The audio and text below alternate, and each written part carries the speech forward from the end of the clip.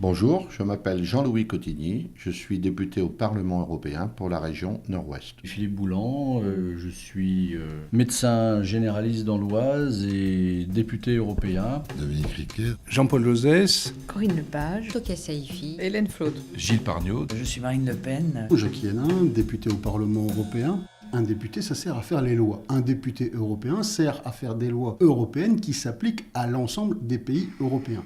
Il doit aussi servir, c'est mon appréciation, à essayer de donner une orientation à l'Europe, pour ce qui me concerne, une orientation qui prenne en compte les intérêts des femmes et des hommes qui habitent l'Europe et pas seulement de ceux qui gagnent de l'argent. Ensuite, si vous tombez sur un député qui a voulu conserver un lien avec le terrain, vous avez alors des gens qui se battent sur un certain nombre de sujets, notamment leur sujet de prédilection, et qui mettent en relation leur travail de député européen et la réalité du terrain. Au Parlement européen, je défends les intérêts de la France, la souveraineté du peuple français, au bénéfice donc non seulement des électeurs de ma circonscription, mais de l'ensemble du territoire national. Il y a d'un côté les eurobéats et de l'autre côté quelques eurosceptiques. Nous sommes ici une minorité d'eurocritiques, d'eurosceptiques. Nous devons donc parler 3 fois plus fort que les autres. Nous, les 27 pays composant l'Union européenne, nous sommes là pour permettre que le paquet ferroviaire soit présent, pour permettre que le ciel unique européen soit là,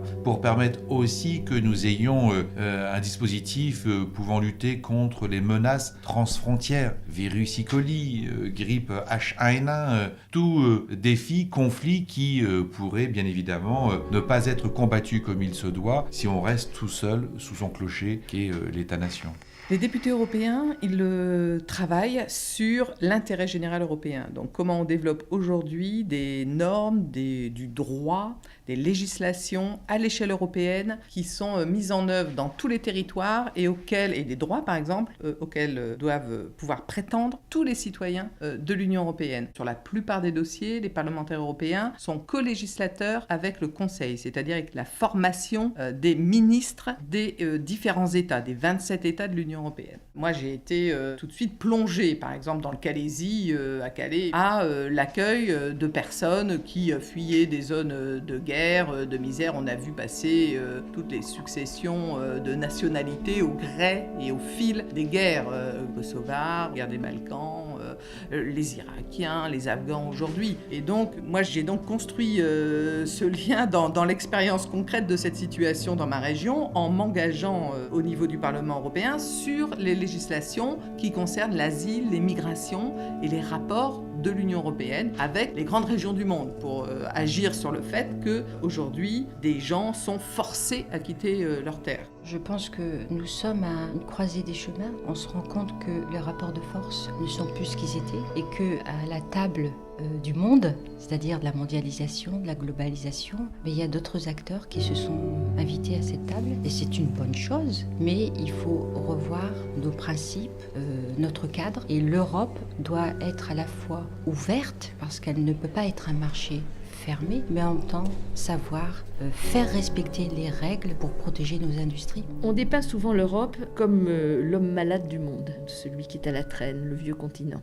Moi, je pense au contraire qu'on a une longueur d'avance, que les très grandes difficultés que nous rencontrons, parce que nous changeons de monde, sont celles que tout le reste du monde va rencontrer. Parce que nous sommes déjà sur la société post-industrielle, post-pétrolière, parce que nous sommes confrontés à la rareté des ressources. Nous sommes confrontés au manque d'énergie. Nous sommes confrontés aux difficultés financières et économiques qui sont liées à ce modèle de transition. Ici, c'est une démocratie apaisée. En ce sens, on a le croisement des idées politiques et des nations que l'on représente. Donc, ce qui amène les uns et les autres à travailler souvent ensemble. Et par exemple, en début de mandat, il n'y a pas un contrat de mandature entre plusieurs groupes politiques, mais au contraire, c'est chaque rapporteur, chaque responsable d'un texte devant le Parlement qui choisit sa majorité. Et donc, on a des majorités variables.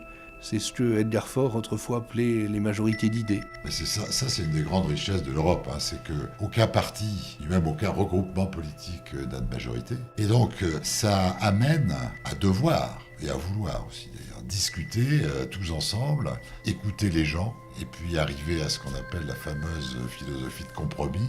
On ne peut pas évidemment faire passer en force ses convictions, on doit entendre celles des autres, et essayer de trouver quelque chose qui soit acceptable pour tous et qui fasse avancer de manière correcte les choses. Et ça, je crois que c'est comme ça qu'on construit l'Europe finalement. C'est-à-dire que les nations doivent faire des compromis entre elles, les pensées politiques doivent faire des compromis entre elles. Quand on croise en plus de ça le fait que non seulement pas de majorité politique, mais il y a 27 et bientôt 28 États, il faut apprendre à se parler. Finalement, c'est le plus grand succès de l'Europe, c'est quand même d'avoir assuré la paix depuis 60 ans dans un continent qui a fait 3 guerres, dont 2 mondiales quand même, en moins de 40 ans. Moi, je trouve que c'est déjà un bon succès parce que dans ce continent, on était doué pour faire la guerre quand même.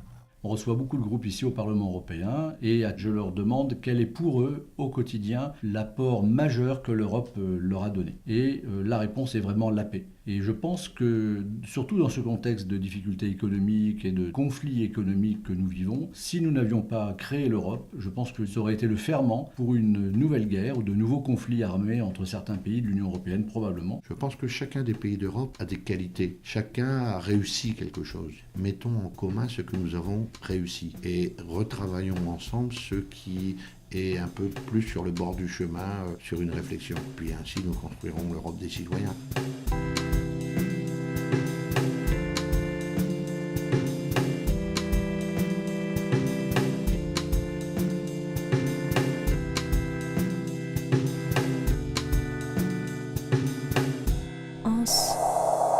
Lucas?